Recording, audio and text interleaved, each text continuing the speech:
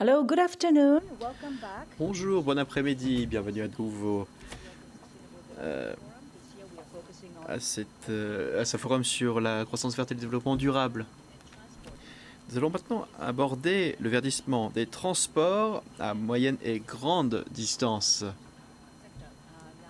pour cette session, la 4e de notre forum.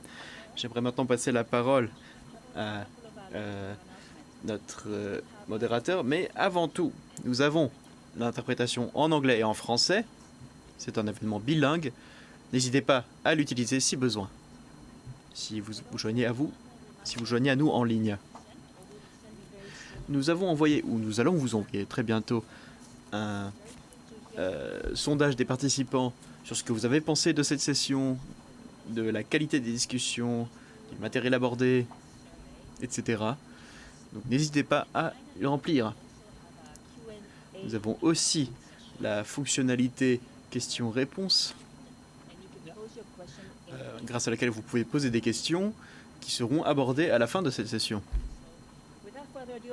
Sans plus attendre, je voudrais donc vous présenter Jagoda Egeland, responsable aviation et conseillère en stratégie auprès du secrétaire général au Forum international des transports, le FIT. Membre donc de l'OCDE. Je vous laisse la parole. Merci beaucoup, Komi, pour cette chouette introduction. Merci de nous rappeler les détails logistiques qui ont toujours leur importance. Merci beaucoup à toutes et à tous de l'OCDE et de son directorat environnemental pour avoir invité le FIT à s'exprimer. Nous avons 1h30 devant nous pour discuter des meilleures pratiques, des lacunes des connaissances et des futures priorités de travail pour l'aviation verte. On nous a demandé d'aborder 3 questions essentielles en la matière. Tout d'abord, quels sont les avantages et les difficultés d'une action au niveau national en faveur du verdissement du transport aérien et comment lever les obstacles à la collaboration bilatérale et multilatérale entre les pays? Deuxième question, quelles sont les innovations nécessaires pour parvenir à un transport aérien bas carbone et quels sont les obstacles principaux à leur adoption? Question finale, tout aussi intéressante, comment promouvoir l'intermodalité air-fer? Que va-t-il se passer au cours de l'heure et demie à venir? Tout d'abord, nous allons entendre notre collègue Jari Kauppila, chef de l'analyse quantitative des politiques et de la prospective du Forum international des transports également. Nous entendrons ensuite des interventions de chacun et chacune de nos intervenants et intervenantes. C'est un événement hybride. La plupart de nos intervenants sont sur Zoom, pas tous. Vous les voyez à l'écran, si je ne m'abuse. Nous avons Marc, ami, avant tout vice-président des Corporate Affairs à Airbus, qui s'est joint à nous de Toulouse, les quartiers généraux d'Airbus. Bienvenue Marc. François Daven, directeur général de l'Union internationale des chemins de fer, ou UIC. François, vous joignez également à nous à distance. Je vous souhaite également la bienvenue. Kate Hewitt. Bonjour Kate, directrice adjointe de l'Aviation Environment Federation à Londres. Ravi de vous voir.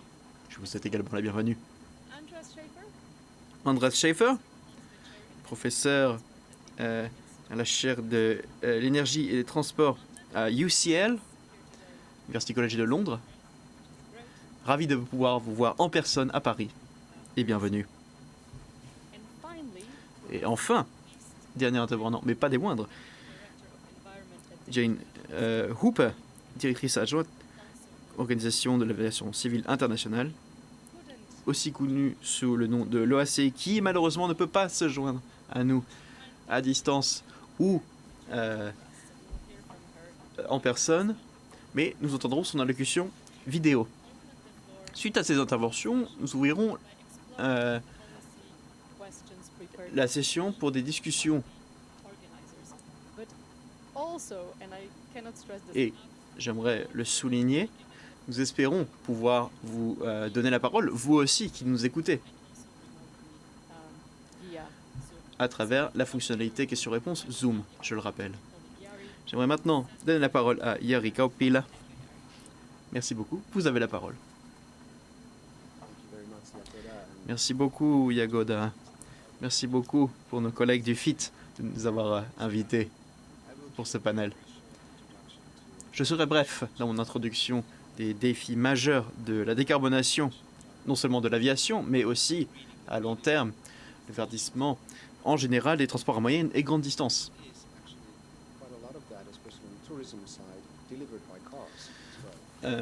Il s'agit donc de voitures également. Sujet très important. J'ai quelques slides à vous présenter que vous voyez maintenant à l'écran. Tout d'abord, en matière de demande pour les voyages régionaux et intercités, ces chiffres sont basés sur une projection sur 2050. Nous prévoyons un doublement au minimum, même en prenant en compte la pandémie, de ces chiffres. Une croissance significative qui est impulsée par les économies émergentes, qui se développent rapidement. Et cela est dû au fait que la gestion de la demande est quelque chose de difficile à aborder dans ce domaine. Cette augmentation de la demande, inévitablement, mènera à une augmentation des émissions de CO2, surtout si nous ne mettons pas en place des politiques plus ambitieuses. Avec les politiques actuelles mises en place par les États, les émissions augmenteront de 25% d'ici 2050. Pas du tout la direction que nous voulons voir avec nos accords climatiques. Des ambitions politiques plus grandes pourraient contribuer à réduire les émissions de CO2 de 57%. Il faut utiliser la reprise de la pandémie, qui est cruciale et qui peut vraiment aider à accélérer cette transition dans la décarbonation des transports. Quelles sont donc les mesures? C'est quelque chose de très général, bien sûr, que vous voyez à l'écran. Mais il s'agit tout d'abord d'éviter le voyage, de réduire les vols, de promouvoir le tourisme local, d'encourager le télétravail et les vidéoconférences. Le fait est que tous nos intervenants ne sont pas à Paris et je pense que c'est un résultat positif de cette pandémie, s'il y en a, en matière de changement logistique, de la manière dont nous pouvons continuer de délivrer des mêmes résultats ou des résultats même meilleurs sans avoir tous ces déplacements. Nous pouvons également opérer des changements, par exemple changer les vols en train à grande vitesse, une tendance qui s'observe de plus en plus, ce qui est très positif. Nous pouvons également mettre en place des plans de reprise qui permettent d'aller vers une meilleure mobilité bas carbone. Et enfin, nous pouvons améliorer les moyens existants, promouvoir l'utilisation de véhicules plus efficaces, de créer de nouvelles conceptions d'avions, des avions hybrides et électriques, des carburants plus efficaces et ainsi de suite. Nous avons besoin d'infrastructures pour ces nouveaux véhicules. Et de manière générale, nous pouvons observer que les conceptions nouvelles d'avions peuvent nous permettre d'aller très loin dans ces économies de CO2. Pour aller un petit peu plus loin dans l'aviation, un secteur qui fait l'objet de beaucoup d'attention actuellement.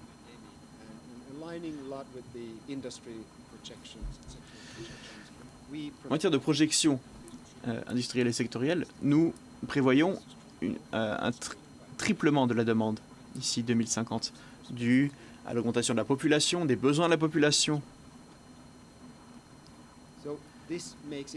Ce qui en fait un défi majeur. Malgré toutes les améliorations de l'efficacité énergétique, le transport aérien reste un des secteurs les plus intensifs en matière d'énergie dans les transports. En outre, les mesures de réduction fiscale restant peu appliquées, il reste encore difficile d'appliquer les objectifs de Paris. On peut voir également que la trajectoire des émissions dépendra largement des politiques gouvernementales mises en place à l'avenir, ce qui est, dans un sens, positif.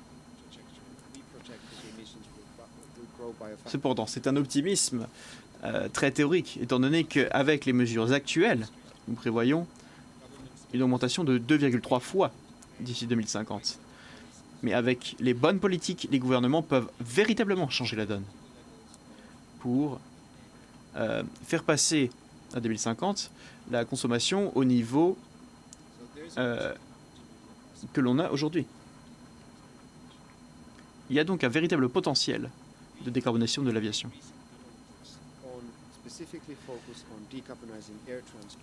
Nous avons une analyse qui se penche principalement sur la décarbonisation du transport aérien. Nous sommes penchés sur deux éléments majeurs. Tout d'abord, la réduction de l'énergie nécessaire pour les vols, l'efficacité thermodynamique, le poids des avions, etc., ainsi que des systèmes de propulsion alternatifs, hybrides électriques ou tout électriques. En la matière, beaucoup de choses ont été faites et je suis sûr que certains collègues pourront nous donner plus de détails. Il y a l'autre outil majeur qui est le passage à des carburants bas carbone et d'autres vecteurs d'énergie. De créer de nouveaux moyens qui soient adaptés à nos nouveaux besoins en matière d'efficacité énergétique. En particulier l'électricité hydrogène qui permettent une plus basse émission de gaz à effet de serre. Les recommandations sont nombreuses et je peux vous les résumer ici. Le Covid nous donne l'opportunité de repenser le secteur des transports à travers tout d'abord l'intégration des besoins de décarbonisation clairs, avec une vision également claire pour la décarbonation des transports et un soutien à une approche internationale.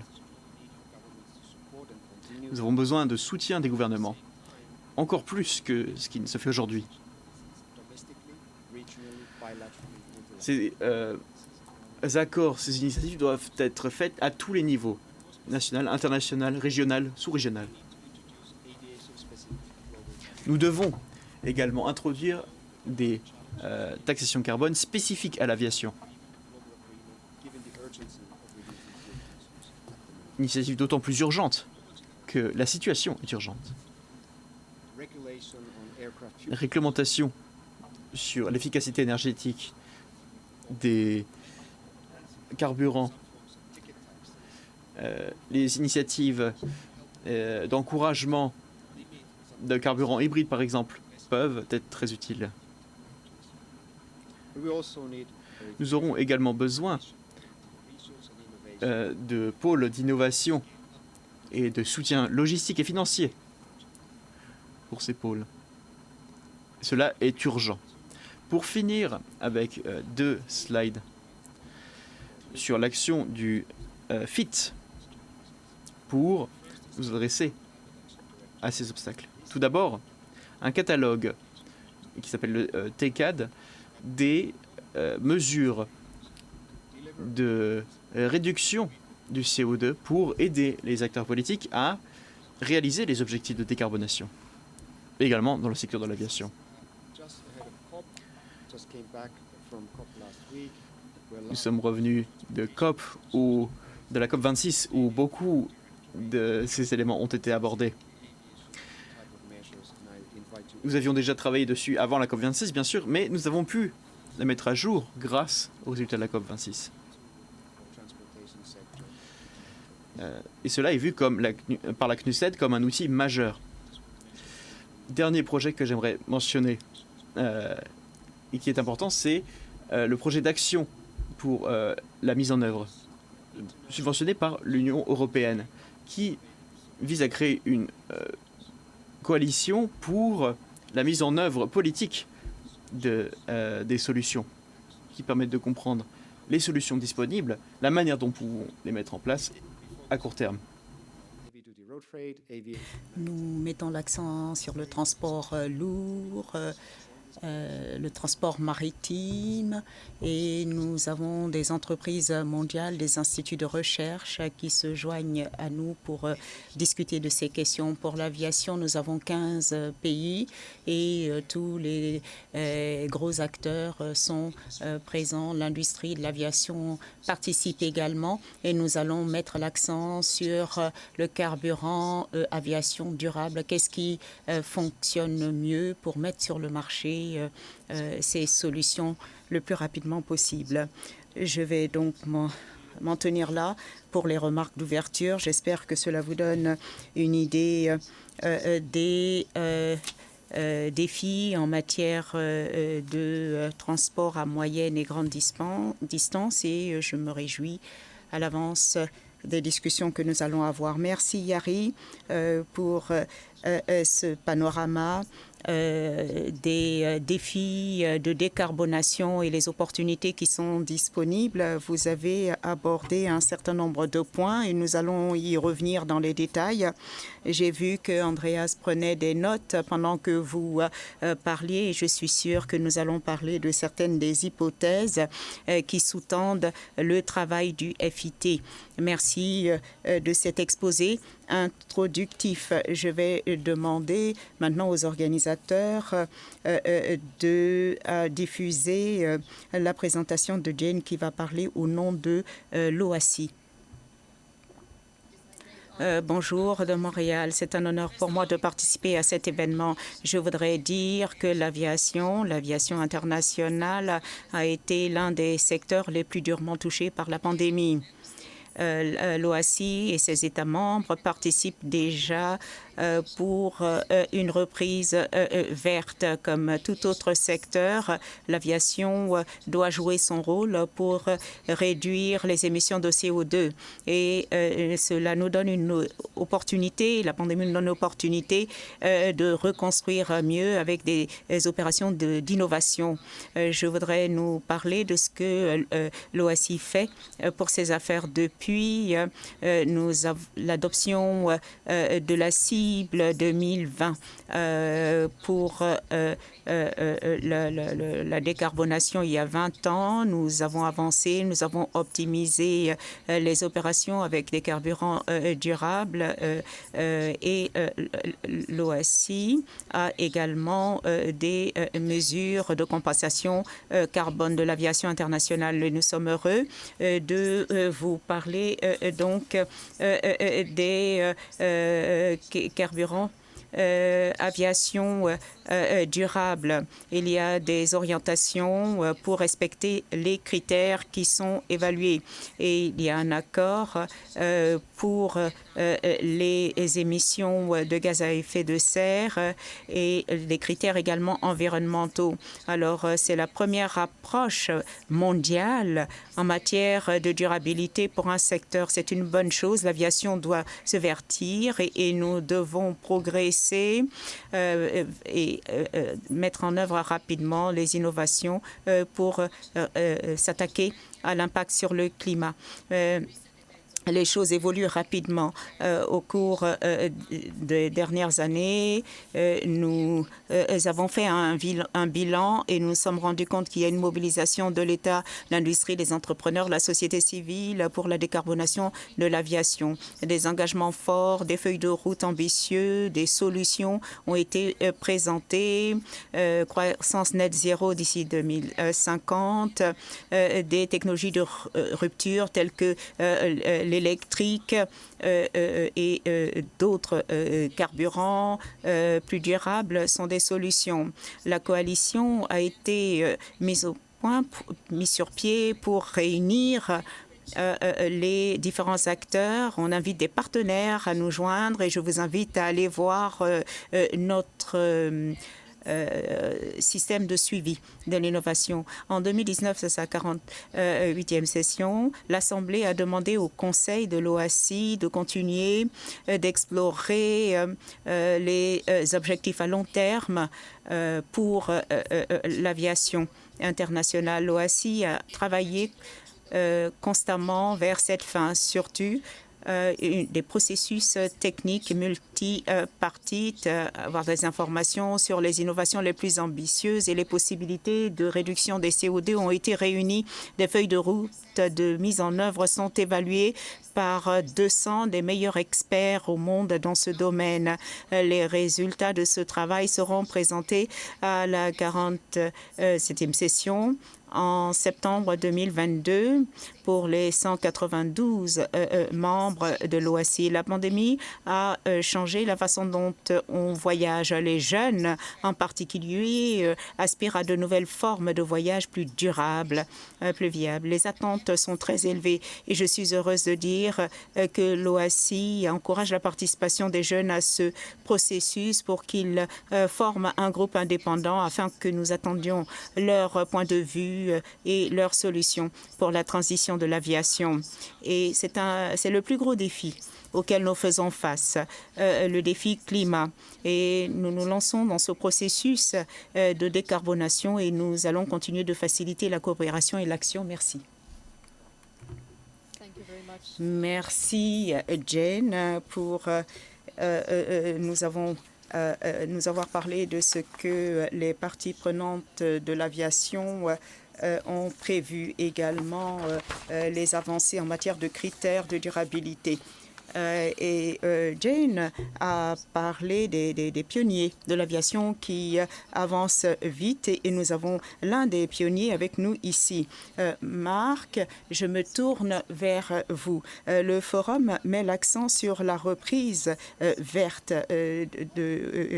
du point de vue d'Airbus. Dans quel projet de verdissement avez-vous participé et est-ce que vous en avez lancé depuis la pandémie?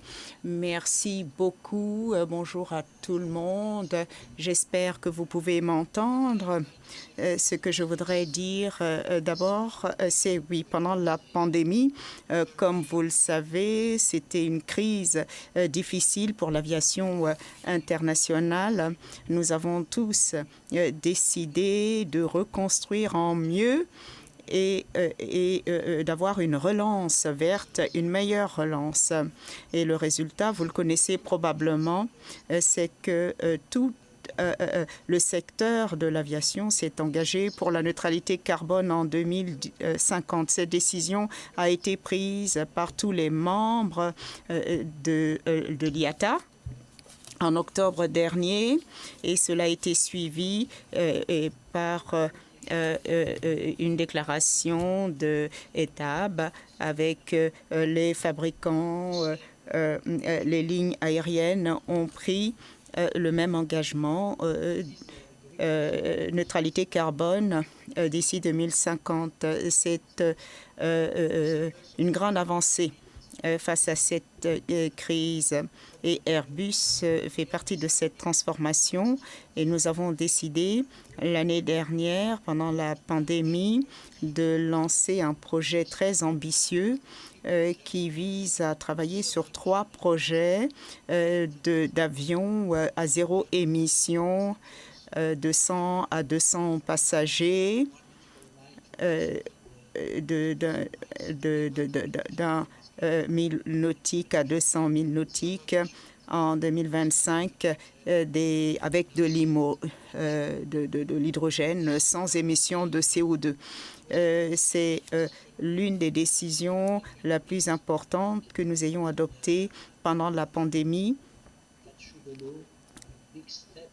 et c'est une grande avancée dans la décarbonation du transport aérien. Et nous en avons un autre qui a été mentionné par les intervenants avant moi pour aller très vite. Nous préparons nos avions pour qu'ils puissent utiliser du carburant durable. Pour l'instant, nous en sommes à 40% à peu près. Et le SAF peut réduire les émissions jusqu'à 80%. Nous allons continuer à améliorer l'efficacité des avions pour améliorer leur performance et réduire les émissions de 20-25%. Nous avons une marge de progrès à réaliser. Et cette période difficile a été l'occasion de participer à la relance de l'économie dans une optique écologique. Cela a été fait avec les États. Nous faisons partie du plan français dans la perspective de 2050 avec les nouvelles technologies et également dans le cadre de l'Europe, l'Allemagne, les États-Unis, partout. Nous pouvons voir cette évolution et l'aviation est entièrement intégrée dans cette reprise verte pour atteindre la neutralité carbone d'ici 2050. Merci. Merci beaucoup, Marc. Effectivement, c'est une période difficile pour l'industrie de l'aviation et c'est encourageant de voir ces fantastiques initiatives. Nous avons François qui représente le chemin de fer au panel d'aujourd'hui. De votre point de vue, dans quelle mesure est-ce que le basculement vers le rail puisse réduire à les émissions des transports et dans quelle mesure est-ce que la pandémie a affecté le voyage longue distance par rail? Est-ce que les gouvernements ont également adopté des mesures pour aider à déployer le transport par rail? Alors, je vais m'exprimer en français. La Covid a été extrêmement difficile également pour le secteur du transport ferroviaire, puisqu'en fait, on a eu des baisses qui sont allées jusqu'à moins 40% en termes de revenus et jusqu'à moins 60% en termes de trafic, ça sur le moitié, évidemment aussi en euros. Par contre, je pense que l'effet positif pour nous a été de faire comprendre globalement au gouvernement et à nos concitoyens que le rail a tenu, notamment en termes d'approvisionnement.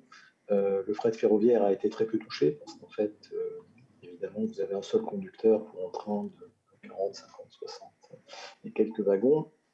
Donc, il a été difficile, mais possible, d'organiser la continuité de l'approvisionnement avec le fret ferroviaire. Donc, du coup, la baisse de trafic a été relativement faible, enfin, de l'ordre de 10%, et on n'est toujours pas complètement revenu à la normale, mais en tout cas, le fret ferroviaire a montré sa résilience. Ce qu'on a montré également, c'est que dans la période où les personnes qui avaient des métiers essentiels pour faire tenir notre société, eh bien, le transport public a tenu, puisqu'en fait, ces gens-là ont été transportés par les métros, par les bus, etc., par l'ensemble du secteur. Donc, au niveau du transport ferroviaire, à vrai dire, nous, on est déjà en transport qui est quand même assez décarboné. Si on prend l'exemple européen, on représente 8% du trafic de passagers, plus de 19% du trafic de fret, et on représente 0,5% des émissions. Donc, pour des émissions du transport qui représentent globalement 30% des émissions. Donc, à vrai dire, le transport ferroviaire est déjà un transport en très grande partie décarboné.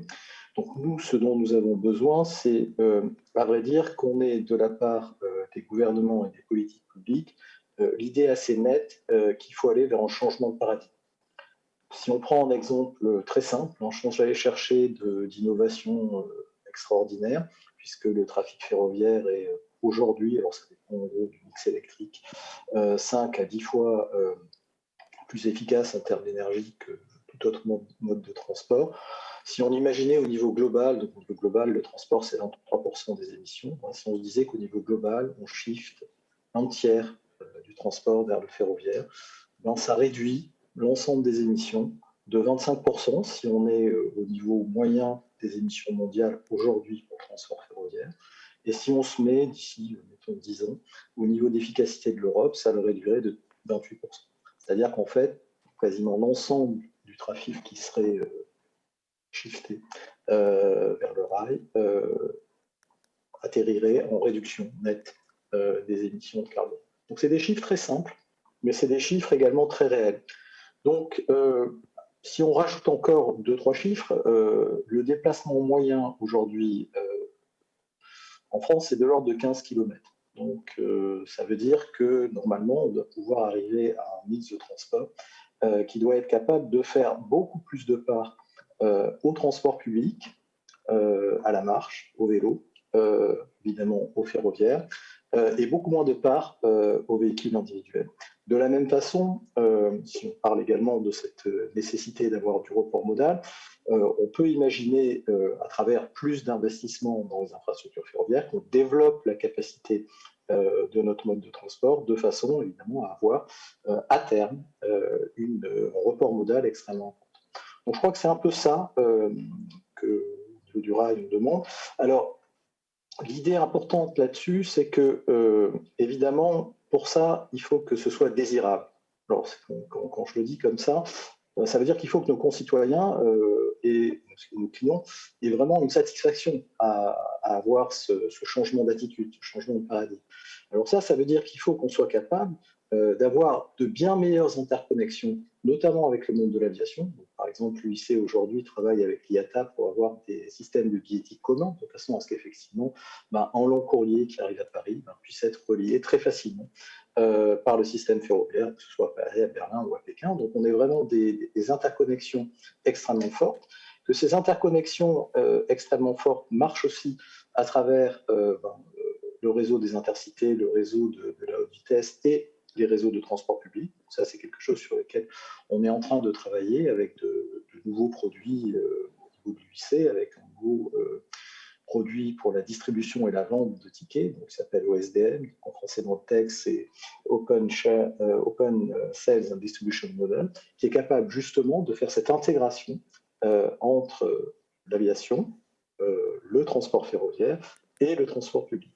Donc, la direction, c'est vraiment d'être capable d'avoir des innovations, j'allais dire, assez rapides, de pouvoir, d'ici 10 ans, avoir vraiment un concept de système des transports où le ferroviaire et le transport public soient vraiment l'épine dorsale, le backbone, on dit également en bon français, de la mobilité. Alors aujourd'hui, on n'est évidemment pas encore, c'est-à-dire qu'avec une part modale globale du ferroviaire de 8% au niveau mondial, on est loin d'être en backbone. Et l'idée, c'est d'aller vers cela. Donc, en termes de politique publique, évidemment, c'est du soutien à la recherche et au développement, j'allais dire davantage au développement qu'à la recherche, parce que les solutions sont là. C'est-à-dire qu'au niveau du transport ferroviaire, je ne rentrerai pas dans le détail, mais il est tout à fait possible d'imaginer de décarboner complètement le transport médium et longue distance d'ici 2030. On n'est pas sur des horizons de 2050 ni 2040, on est sur des horizons beaucoup plus proches pour la longue distance.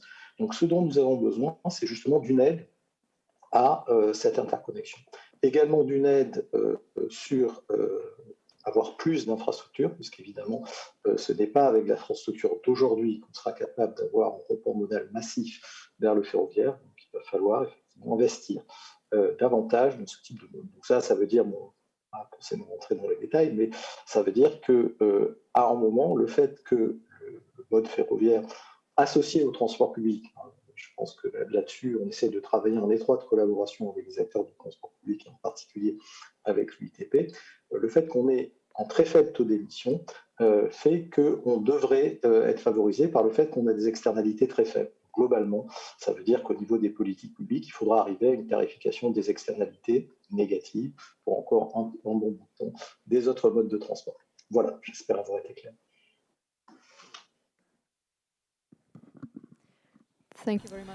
Merci beaucoup, François.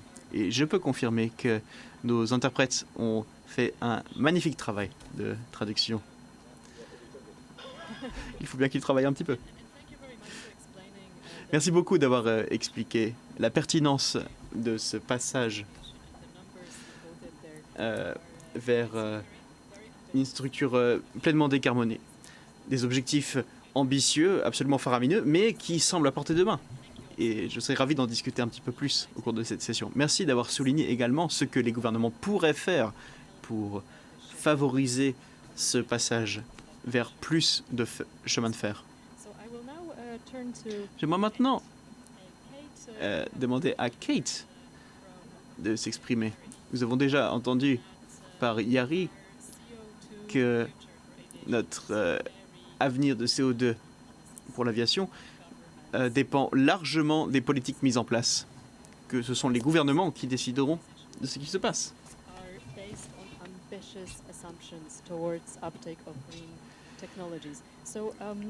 Tout dépend de l'adoption de technologies vertes.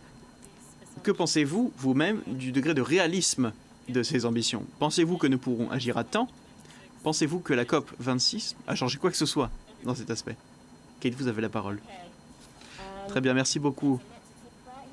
Il y a certainement beaucoup de choses à aborder ici, et je suis sûr que nous pourrons regarder cela en plus de détails si nous parlons d'interventions politiques plus spécifiques.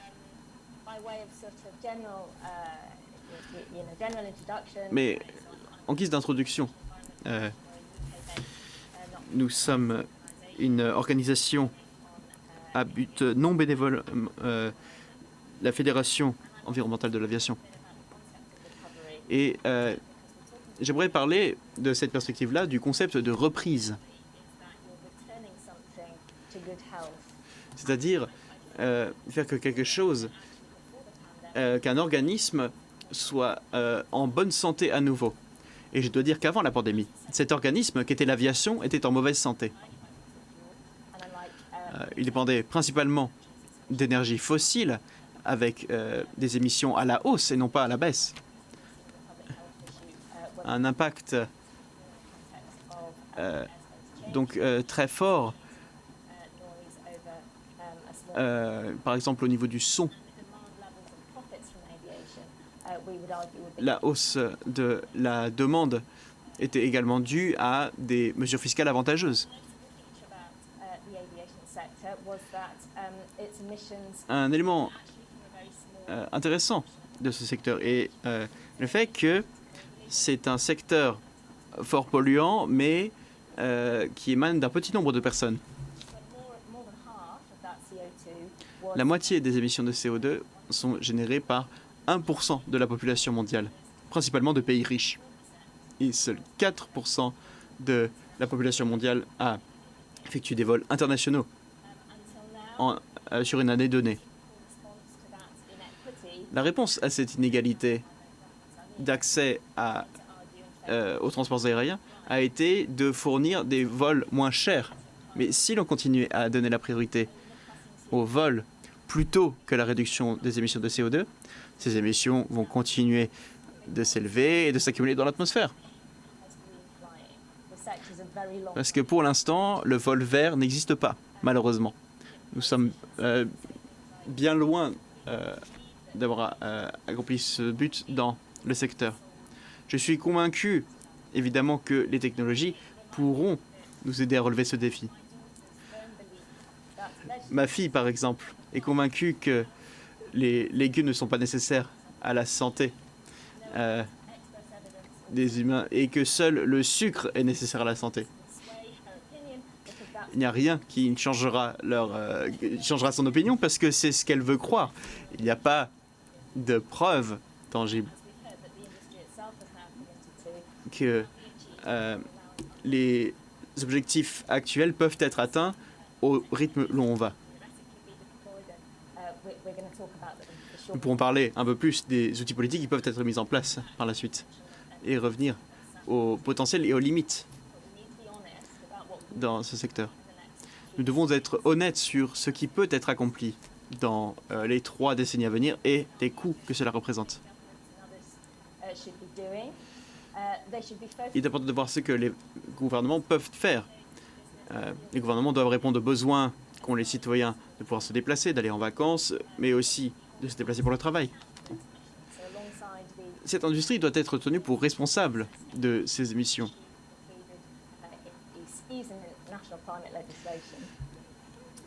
Et cela doit être inscrit dans le droit pour être efficace.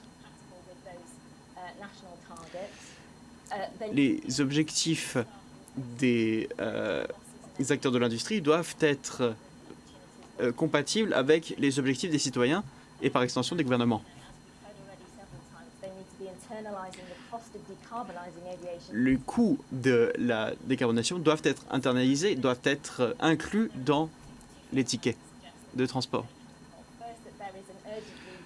Concernant la COP26, nous voyons l'urgence d'une augmentation de l'ambition climatique, ce qui est pertinent pour l'aviation. Et deuxièmement, nous ne pouvons pas attendre 2050. Nous devons agir maintenant, surtout dans le domaine de l'aviation. Nous ne devons pas nous permettre, dans ce domaine, d'avoir des émissions de carbone plus élevées qu'avant la pandémie. Merci beaucoup, Kate. Oui, nous pourrons repasser sur plusieurs des points que vous avez mentionnés au cours des discussions à venir. Andreas, dernière intervention dans cette première salve. Nous avons parlé de la croissance attendue de l'aviation d'ici 2050. Nous avons entendu également que les décisions politiques sont importantes. Kate nous a dit que beaucoup de ces politiques représenteront des véritables défis. Quel est votre avis de votre point de vue?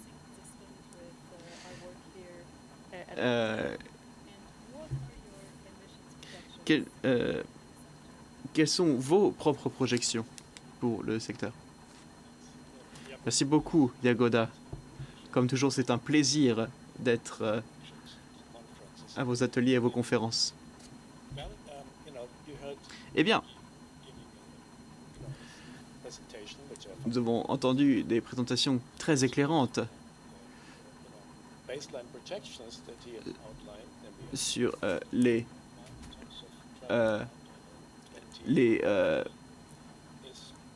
projections de 2050 qui s'accordent exactement à nos propres scénarios. L'augmentation de la population, par exemple, et l'augmentation des revenus de la population sont des éléments majeurs. L'augmentation du prix des billets sera un élément clé, je pense, législation ou pas.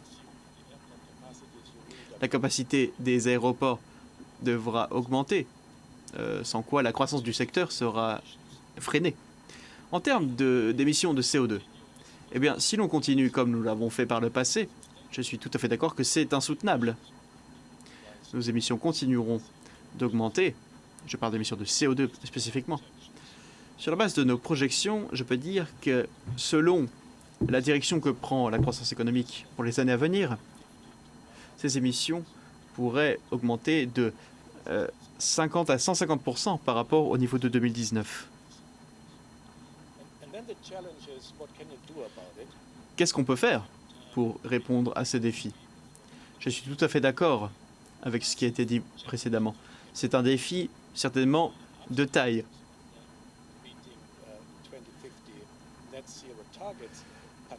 Les objectifs d'émissions nettes de CO2 d'ici 2050 seront très difficiles à atteindre sans des politiques ambitieuses. C'est extrêmement difficile. Je ne pense pas pour autant que ce soit impossible. Nous avons vu déjà qu'il existait une certaine variété d'options technologiques qui se produiront de toute manière, puisque l'industrie, le secteur, a toujours à cœur de réduire les coûts et d'augmenter l'efficacité. Mais ce qui est particulièrement important, même si ce n'est pas une panacée, Marc l'a dit, c'est le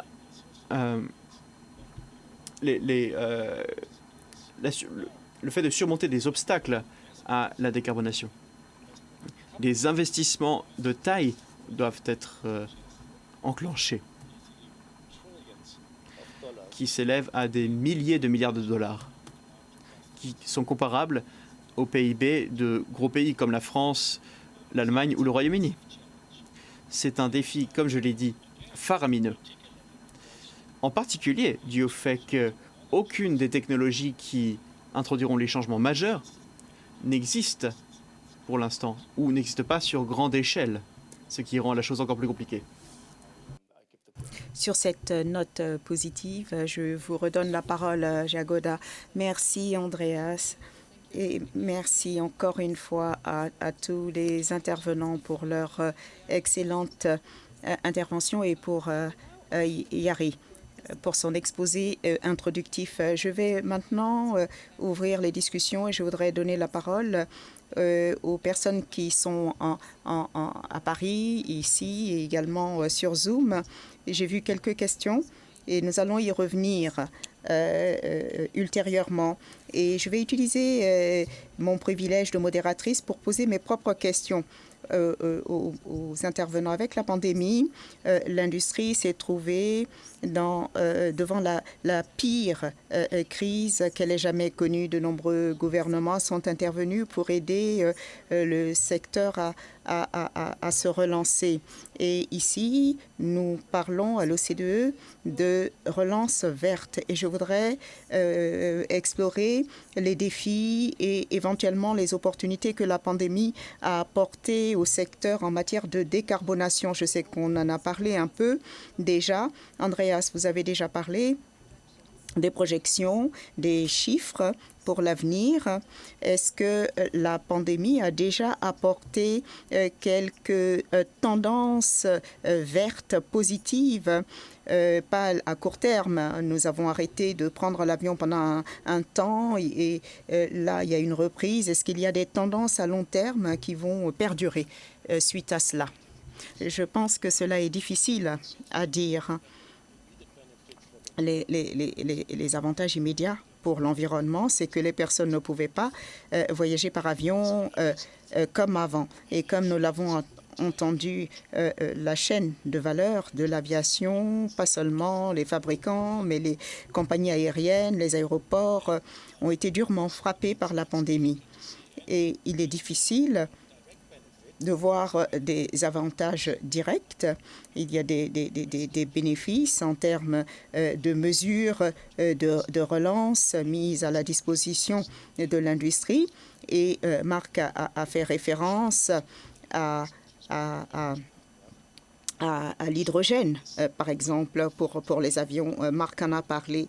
Alors, les technologies qui changent la donne en l'absence de pandémie, ont-ils fait vraiment l'objet d'une attention particulière? Et Yari l'a dit, cette conférence en ligne, par exemple, semble être plus gérable qu'on ne le pensait avant la pandémie. Mais ce sont des incidences, des effets à court terme. On voit des gens et on se dit, eh bien, si j'avais été en présentiel, j'aurais pu les rencontrer à la prochaine occasion, je prendrai l'avion pour aller rencontrer les gens en personne. Donc c'est trop tôt de parler de bénéfices directs à long terme découlant de la pandémie. Alors Kate, je me tourne vers vous. Via Zoom, vous avez dit qu'il faut s'assurer que l'on fasse un certain nombre de choses sans utiliser l'avion pour décarboner. Et nous avons changé la façon dont nous vivons et travaillons sous la pandémie. Est-ce que vous pensez que ces tendances vont perdurer? Et comment peut-on leur permettre de perdurer? Je pense que l'une des choses intéressantes concernant l'impact de la pandémie, c'est que le niveau de préoccupation parmi le public et les entreprises s'est présenté. Notre vie a changé complètement. à bien des égards et c'était une préoccupation, mais les personnes ont pensé qu'il faut continuer d'agir sur le changement climatique et maintenir ces habitudes. Alors, par exemple, l'impact sur les voyages d'affaires ne doit pas être sous-estimé. Alors, avant la pandémie, dans les organisations, le message était de dire il ne faut pas surestimer l'impact des voyages d'affaires et cela se stagnait. Par exemple, prendre en compte les voyageurs d'affaires à Heathrow, par exemple, pour tenir en compte de leur trafic, était un des effets. Alors, maintenant, on reconnaît qu'il y avait des engagements à prendre en tant qu'entreprise et parce que leur voyage posait une difficulté. Nous l'avons reconnu et les entreprises savaient qu'il fallait faire quelque chose, mais c'était difficile d'agir. Et maintenant, nous avons pris l'habitude de travailler, d'être en relation de différentes façons et certainement, certains des voyageurs vont changer leur habitude. Il y aura néanmoins quelques déplacements. Et bien sûr, cela peut avoir un impact significatif sur l'économie d'une compagnie parce que les profits viennent plutôt des voyages d'affaires que des voyages loisirs. Donc, l'économie des vols, de l'exploitation des vols, va être impactée. Alors, c'est une façon négative de terminer. Je vais essayer de penser à quelque chose de plus positif.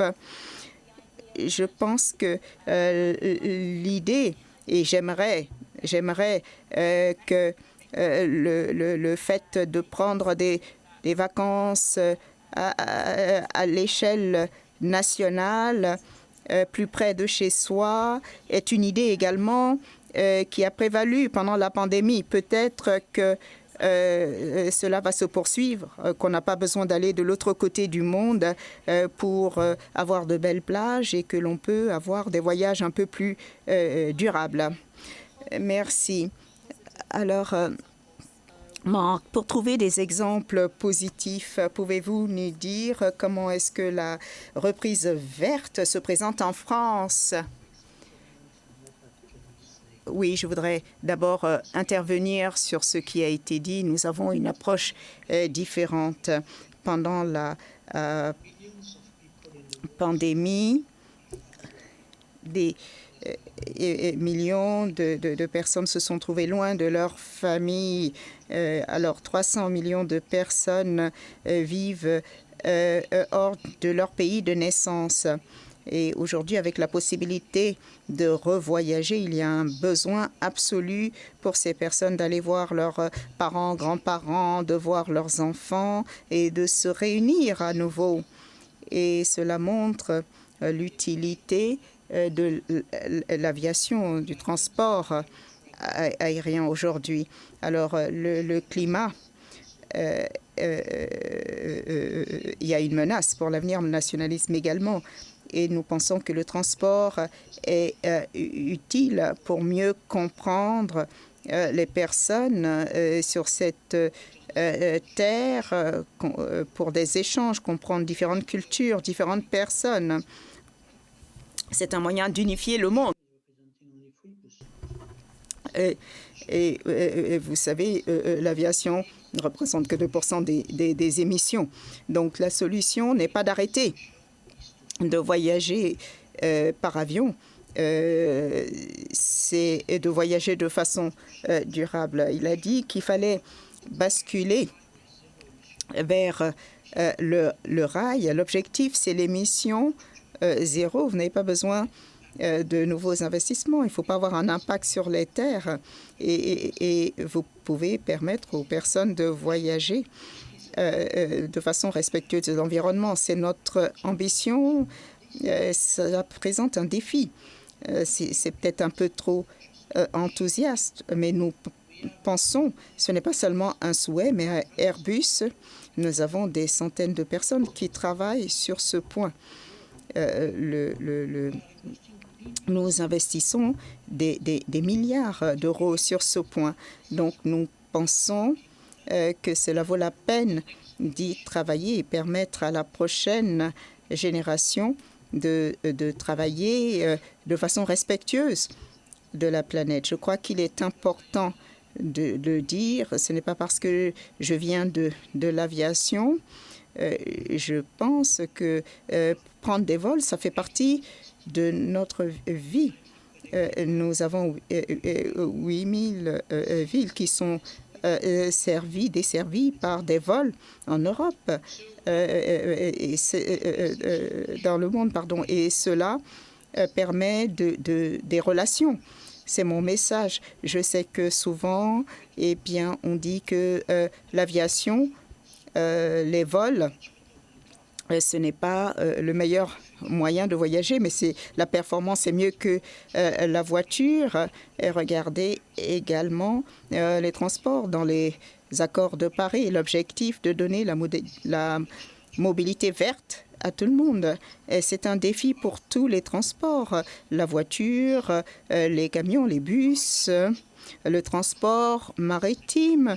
Nous avons tous à faire face aux mêmes défis et je vois que tout le secteur de l'aviation s'est engagé pour la neutralité carbone en 2050. Bien sûr, nous allons essayer d'y parvenir avant. Nous avons donc zéro émission d'ici 2025. Nous voulons limiter les émissions. Nous avons fixé 2050. Il y a une trajectoire vers cela. Il y a des solutions. Il faut des investissements, mais cela n'est pas spécifique à l'aviation. 80% des émissions viennent en fait de l'économie mondiale et il faut tenir compte des énergies fossiles. Et c'est pour cela que nous nous sommes tourner vers l'hydrogène pour avoir une énergie décarbonée et utiliser une énergie à zéro émission. Et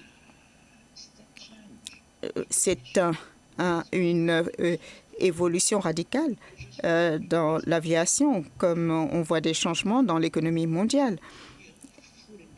Nous sommes engagés tous à l'égard de cet objectif. Et je crois qu'il faut en parler aujourd'hui dans nos discussions. Merci beaucoup, Marc. Effectivement, l'aviation nous apporte des bénéfices en matière de connectivité.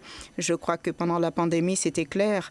Lorsque nous n'avions pas accès à cette connectivité, cela a été dur pour nos économies et nos sociétés. Je crois que ce qui a été dit, d'ailleurs, est lié à une des questions que nous avons reçues du public. Et la question est la suivante. Que pensez-vous de FleeceCam, c'est-à-dire la honte du voyage par avion? Yari, est-ce que vous voulez essayer de répondre à cette question? Là, vous êtes sur la sellette. Merci beaucoup de me mettre sur la sellette. Je crois que cela revient à ce que Marc disait. Les gens ont besoin de voyager. Les gens voyagent pour une raison, accès à des opportunités, à la famille, à des emplois, à la santé, etc. Il y a une valeur à se déplacer d'un endroit à l'autre.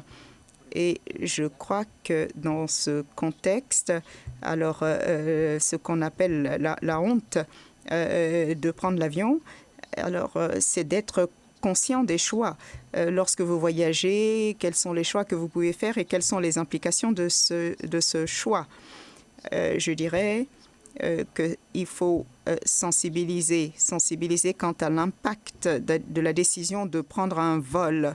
Et cela, je pense, a augmenté. Cette prise de conscience a augmenté parmi les consommateurs et il y a un changement de comportement. Kate a parlé également de la façon dont nous voyageons et des choix que nous faisons. Et je crois que c'est aussi important que les décisions et les solutions que l'on voit du côté technologique. J'aimerais juste parler du point sur le tourisme local qui a été émis par les intervenantes. Andreas, je suis d'accord avec vous sur le fait que la promotion du tourisme local est le résultat d'un changement comportemental. Mais il peut être aussi dû à un changement de la demande due aux personnes qui sont contraintes de rester chez elles. Dans tous les cas, je pense que c'est quelque chose d'intéressant à analyser. Merci beaucoup, Yari. Désolé d'avoir braqué les projecteurs sur vous. Je voulais juste, en tant que Scandinave, avoir votre perspective. François, concernant tout ce qui a été dit, est-ce que l'heure est venue de demander un passage encore plus ambitieux vers le rail?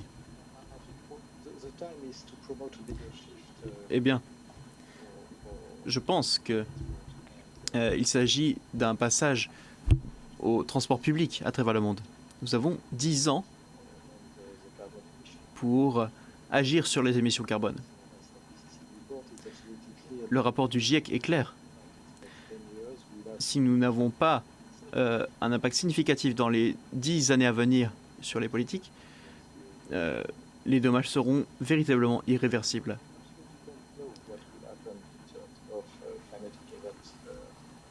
Et nous ne savons pas, en outre, ce qui se produira. Non seulement ce sera irréparable, mais également imprévisible. Et donc, dans la décennie, en gros, à suivre,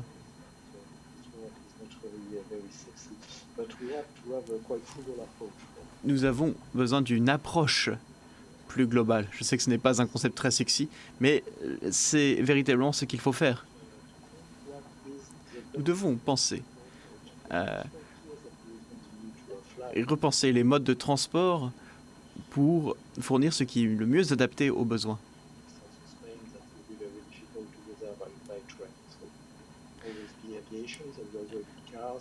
On sait qu'il y a des endroits où l'aviation est nécessaire, par exemple, comment se rendre dans le sud de l'Espagne, où les réseaux ferrés sont particulièrement peu présents. L'aviation aura toujours son utilité. Mais il est clair qu'un changement global doit s'opérer, et un changement mondial. C'est une approche qui se doit d'être systématique, qui comprend des investissements de taille. Non seulement les possibilités existent de changer la proportion de transport public et de trains.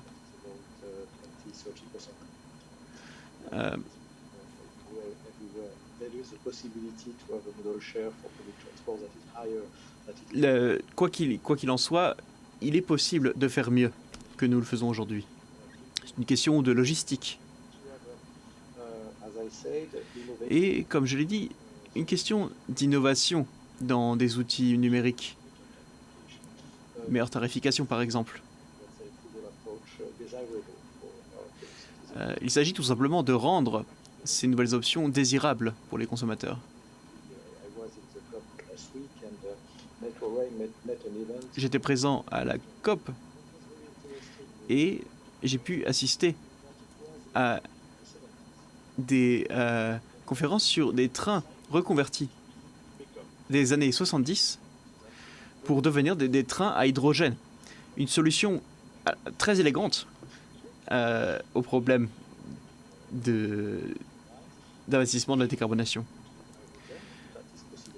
C'est-à-dire qu'on a des outils existants et nous pouvons les améliorer grandement. Il ne s'agit pas de tout détruire et reconstruire. Ce sont des idées très importantes, à savoir des systèmes qui soient de plus en plus viables, de plus en plus réutilisables pour répondre aux besoins de nos clients sans faire augmenter les émissions de carbone.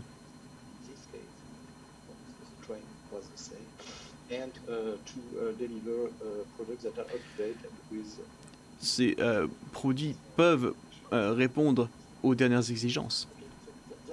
Voilà pour moi. Je suis désolé de devoir partir maintenant. Je suis invité à un autre panel dans 5 minutes. Mais je suis ravi d'avoir pu m'exprimer avec vous. Merci beaucoup pour votre attention. Merci beaucoup à vous, François. Et nous sommes ravis d'avoir pu entendre vos opinions pour le temps que vous étiez là. J'aimerais revenir sur ce qui a été dit. Les mots qui ont été utilisés. Choix, option, comportement. Et quand on pense à ces mots, il est indéniable que la plupart du temps, la plupart des options de voyage, particulièrement en ce qui s'agit de l'aviation, sont faites sans prendre en compte la taxation carbone. Yari, quand vous parliez de la décarbonation du transport aérien et de votre rapport dessus, vous avez dit qu'il ne s'agissait pas seulement d'actions internationales. Bien sûr, c'est très important que les pays s'approprient à leur échelle ces processus. Mais des choses peuvent être faites au niveau intérieur, au niveau local. En matière de taxation carbone, que pensez-vous qui peut être fait? Merci pour votre question. Je crois que je vais peut-être me répéter un peu par rapport à ma présentation. Je crois que c'est important de travailler avec l'OACI, bien sûr, en gardant à l'esprit l'urgence de la situation et de la difficulté d'atteindre des accords ambitieux. Cela nous amène aux mesures régionales autant que multilatérales. Les taxations carbone peuvent être introduites par divers mécanismes. Taxation sur les carburants, des échanges d'émissions, des compensations. Les vols internationaux sont exempts de taxes carburant la plupart du temps. Et donc je pense que les avantages de la taxation carbone pourraient changer la donne et tout simplement encourager de nouvelles initiatives. La Californie est un exemple intéressant à cet égard.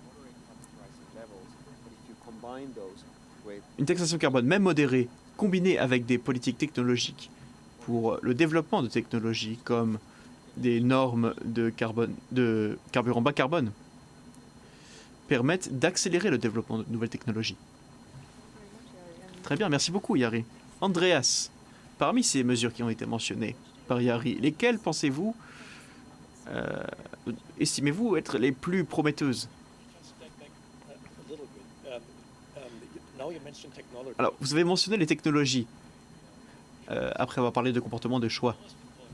Mais pour moi, ce sont les technologies les plus importantes. Même si je pense que les technologies ne sont pas suffisantes, suite à quoi nous devrons nous appuyer sur d'autres paramètres. Le commentaire de Kate sur la perception, les changements comportementaux, eh bien, j'espère que vous avez raison, Kate. Mais je pense que c'est un point de vue assez européen. Le free scam, la honte de voler. Si vous regardez l'exemple de l'Australie, par exemple, il y a eu ces vols vers nulle part pendant la pandémie, où on achetait des billets d'avion pour être mis en classe économique, avoir un repas dégoûtant et de faire un petit aller-retour en quelques heures, juste pour avoir la sensation de voler. Encore plus extrême, à Singapour, on payait $700 juste pour embarquer dans un avion et ressortir de l'avion sans même partir de l'aéroport. Je suis un peu plus pessimiste sur les changements de perception, du moins à un niveau mondial. Mais j'espère, Kate, sincèrement, que vous avez raison. Et que cet état d'esprit qui existe en Europe se propage à travers le monde. Concernant la question que vous avez demandée, la question que vous avez posée, Yagoda, la taxation est effectivement le moyen le plus efficace. Et je serais surpris si les secteurs étaient contre une taxation carbone véritablement prévisible et porteuse de changements positifs. Cela permettra au secteur de l'industrie à planifier les investissements carbone. Cela devrait être fait, idéalement, sur une échelle mondiale. À l'échelle d'un pays, cela peut être contre-productif. Par exemple, la France introduit des mesures de taxation carbone. Cela entraînerait des excédents de coûts pour les compagnies françaises. Étant donné que les compagnies peuvent se déplacer.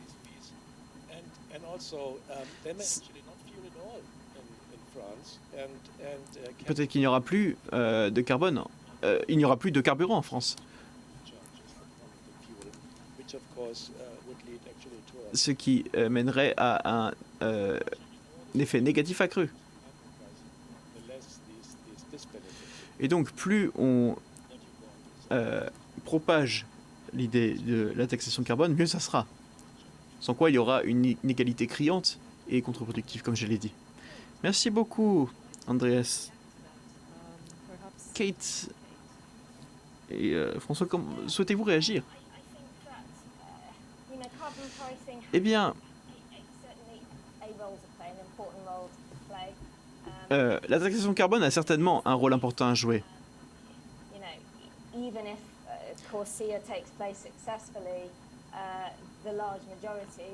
La majorité des émissions de l'aviation resteront, en dépit de mesures, inchangées.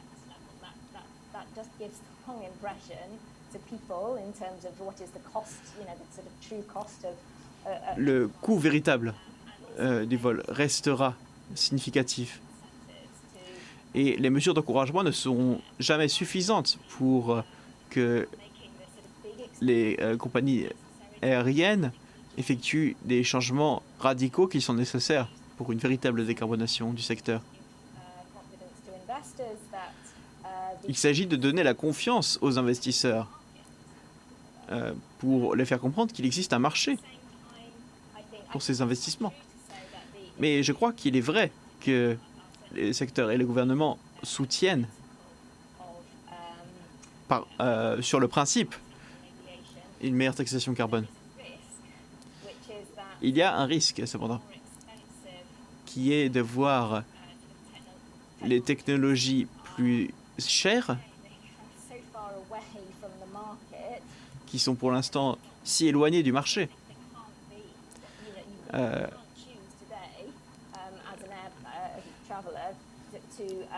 Aujourd'hui, il n'y a pas de... Le consommateur n'a pas le choix.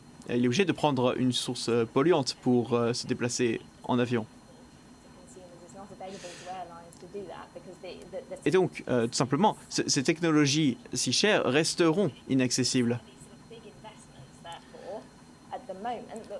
Les gros investissements qui sont nécessaires se produiront pour rendre les choses actuelles moins chères, mais pas forcément pour les nouvelles technologies à venir.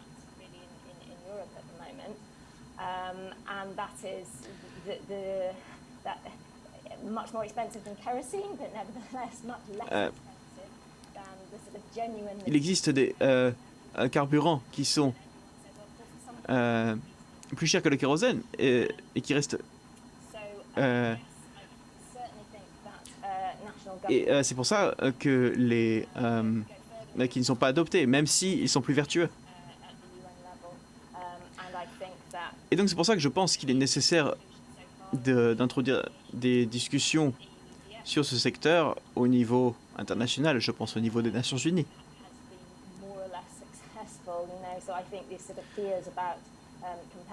Car pour l'instant, dû aux distorsions de la compétitivité,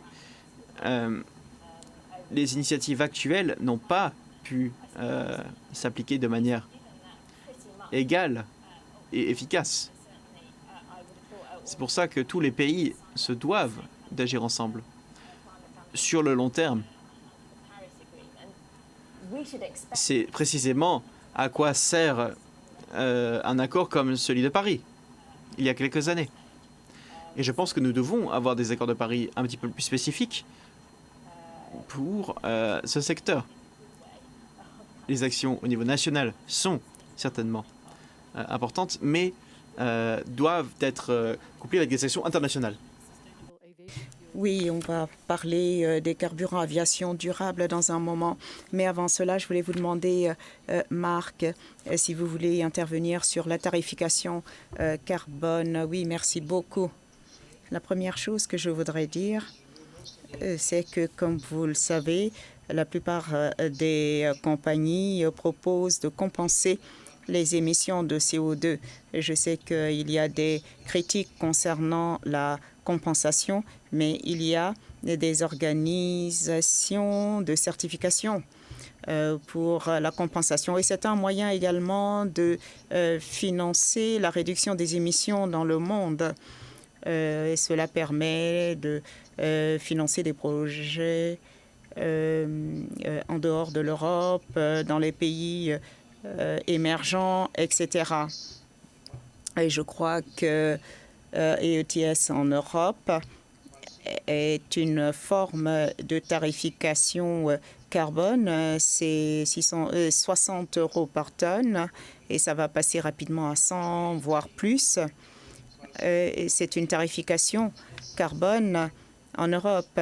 Alors, l'avantage du ETS, c'est que cela donne l'objectif moins 55% d'ici 2050. L'aviation est dans ce régime ETS, ce qui veut dire que, eh bien, nous faisons partie de cet objectif de réduction émissions carbone. De l'autre côté de l'Atlantique, il y a un autre moyen d'inciter avec le crédit impôt, qui est un moyen de stimuler l'offre et la demande et de mettre des conditions économiques pour faciliter le basculement.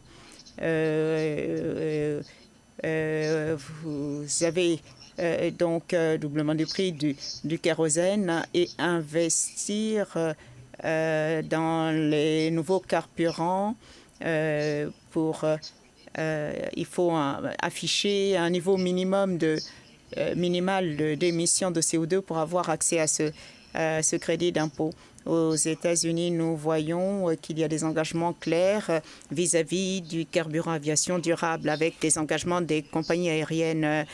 Nous avons ETS et du point de vue des politiques de l'action, nous avons des initiatives. Il faut qu'il y ait un équilibre et au niveau de l'OACI, comment stimuler ces innovations. Il y a différentes solutions, comme vous le savez.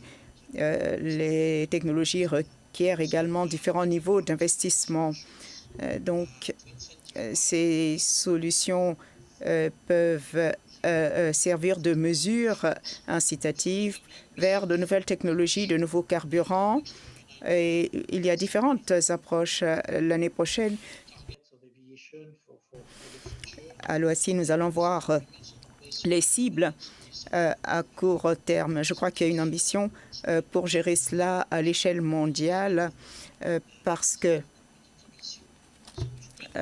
il y a aussi la question de compétitivité. Donc, au niveau de l'OACI, on peut essayer d'avancer plus vite. Merci, Marc. Vous avez dit qu'il y avait différentes façons de déployer, d'encourager le déploiement des carburants aviation durables. Pour ce qui est du rapport du FIT sur la décarbonation des transports, quels sont les autres moyens d'encourager de nouvelles technologies pour qu'ils arrivent à temps afin d'atteindre les objectifs de décarbonation? Merci. Des commentaires très intéressants de la part de tous les intervenants. C'est très intéressant.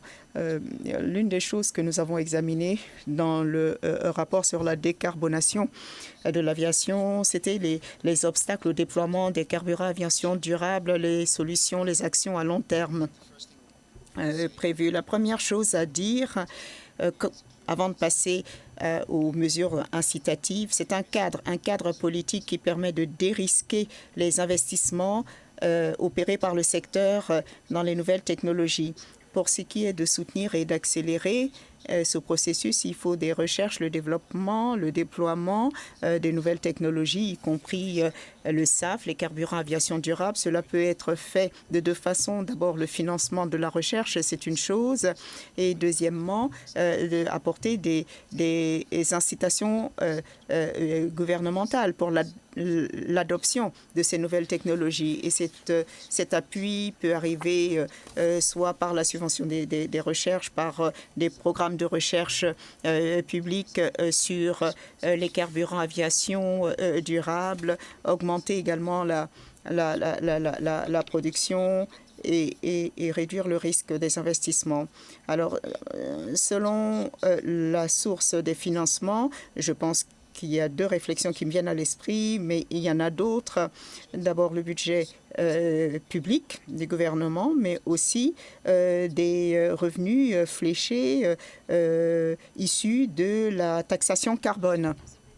Merci beaucoup. Il y a une question liée de la part du public sur la production des carburants aviation durable et c'est facile donc de répondre. La question qui a été posée, Andreas, est-ce que nous allons avoir suffisamment de carburant aviation durable d'ici 2050? Cela dépend de deux composantes. Alors, de quel type de carburant aviation parlez-vous et quelle est la vitesse à laquelle on peut augmenter cela? Alors, il y a des carburants synthétiques produits à partir de biomasse et il y a des limitations naturelles. Si vous voyez les technologies qui sont disponibles, il y a une étude de l'Institut international des systèmes énergétiques. C'est 160 à 170. Alors, donc, c'est moins de la moitié de ce qui est requis. Et il y a également d'autres secteurs, par exemple le transport maritime. Et ils veulent également se tourner en premier lieu vers les biocarburants. Donc, la matière première pour ce type de carburant fait l'objet d'une demande très élevée. Vous avez d'autres carburants synthétiques. On peut utiliser l'hydrogène, mais pas directement, et combiner avec le monoxyde de carbone qui vient du CO2 de l'atmosphère. Vous pouvez synthétiser des gaz et en faire un carburant liquide qui a les mêmes propriétés que les biocarburants synthétiques ou les carburants fossiles. Alors, le potentiel est illimité parce que nous avons une source d'énergie renouvelable illimitée. Mais ces processus, power to liquid, comme on les appelle, n'existent qu'au niveau pilote. Et il y a un défi lorsque l'on veut monter en puissance. Or, il faut monter en puissance rapidement, il faut les mettre à l'échelle rapidement. Cela dépend de la vitesse à laquelle on peut mettre à l'échelle ces processus de production en temps voulu. Et lorsque vous regardez ces processus, vous vous rendez compte également que l'économie hydrogène pour l'utilisation directe, le coût est 7 fois plus élevé que pour le biocarburant parce qu'il faut investir dans ces technologies et utiliser ces trajectoires, ces voies, ces carburants qui sont disponibles aujourd'hui, la consommation d'électricité risque d'être 30% de la consommation d'électricité de la planète à l'heure actuelle. Donc, il faut un investissement massif, ce qui veut dire qu'il faut également examiner soigneusement les biocarburants qui peuvent présenter d'autres inconvénients. Merci beaucoup, Andreas, pour cette réponse complète. Nous arrivons presque au terme du temps imparti. Les organisateurs veulent poser une question aux intervenants. L'un des objectifs d'organisation de ce forum, c'est que l'OCDE puisse identifier des domaines de travaux futurs. Alors, quelles sont les lacunes de connaissances que l'OCDE ou le FIT doivent chercher pour décarboner le secteur de l'aviation en une ou deux phrases? Est-ce que vous pouvez nous donner une idée? Qu'est-ce que nous devons examiner? Alors, Yari ne pourra pas répondre parce qu'il est du FIT, mais je peux demander à Kate, Marc, Andreas de nous donner des idées sur ce sur quoi nous devons porter notre attention. Alors, je vais essayer de parler très rapidement. Alors, la question de savoir comment internaliser le coût de la décarbonation de l'aviation, surtout l'effet sur les prix des billets. Comment y parvenir? C'est difficile. Je ne sais pas si l'on a tenu compte également de l'impact non lié au CO2 lorsque l'on examine les avantages des nouvelles technologies en matière de carburant, quelles sont les cibles appropriées pour les carburants à aviation durable. Comme nous l'avons entendu, il y a beaucoup de compétition entre énergies renouvelables, non renouvelables. Alors, il faut essayer de savoir quels sont les avantages de ces biocarburants. Et il y a des questions sur la responsabilité du public pour limiter la demande dans le domaine de l'aviation pour des raisons climatiques, s'ils comprennent mieux quel est l'impact du transport aérien sur le climat. Je crois que ça, c'est un domaine qui n'a pas été suffisamment exploré. De plusieurs idées, nous les avons pris en compte. Marc, à vous, merci. Je crois que nous avons vu dans ce panel qu'il y a deux questions essentielles pour la décarbonation. D'abord, la technologie pure, et je crois que cela est entre nos mains. Les fabricants, producteurs d'avions, il nous faut une technologie appropriée. Mais nous avons besoin également de carburant décarboné, l'hydrogène, à base d'hydrogène. Et c'est là où il faut travailler ensemble, pas seulement pour l'aviation, comme je l'ai dit, pour le transport et pour l'économie mondiale. L'accent doit être mis sur le développement de nouveaux carburants, aviation, à partir de biomasse, de l'hydrogène, l'électrification. Nous pensons que ce sont les éléments clés pour l'aviation, pour le transport et pour le reste de l'économie. L'hydrogène décarboné, nous voyons une évolution vers l'hydrogène avec le Conseil de l'hydrogène dans plusieurs pays.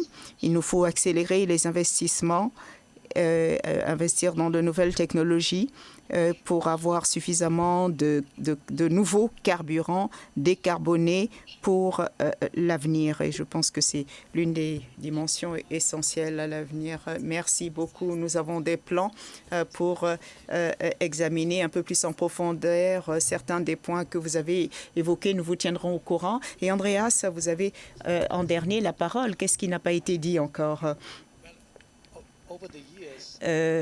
Au fil des ans, le FIT a élaboré des modèles multimodaux pour transport passager, fret, et cela nous met dans une position unique. On peut examiner le secteur de l'aviation, mais en rapport avec d'autres modes et éclairer le potentiel des trains haute vitesse, le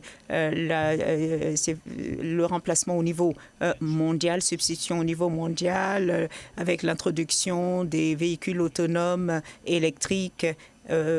Qu'est-ce qui peut être les préférences des voyageurs pour des distances courtes. Donc, il y a une question d'intermodalité sur laquelle le FIT peut avoir une position unique pour les examiner. Merci beaucoup, Andreas. Merci beaucoup. Ce que vous avez dit sur les trains à grande vitesse seront certainement ce que François pense, même s'il n'est plus là. Concernant les priorités futures, c'est tout pour nous, je pense. Merci beaucoup pour tous les intervenants et toutes les intervenantes de cette session. Yagoda, Jane, Marc, François, Kate, Andreas et bien sûr Yari. J'aimerais vous rappeler que ce n'est pas la fin de notre forum. Demain, nous aurons à 14 h, heure de Paris, une dernière session sur le suivi et l'analyse des mesures de relance verte. Je vous encourage fortement à participer à cette dernière session et à écouter les remarques de conclusion. Merci beaucoup aux organisateurs et aux organisatrices pour nous avoir invités pour cette session. Et à demain.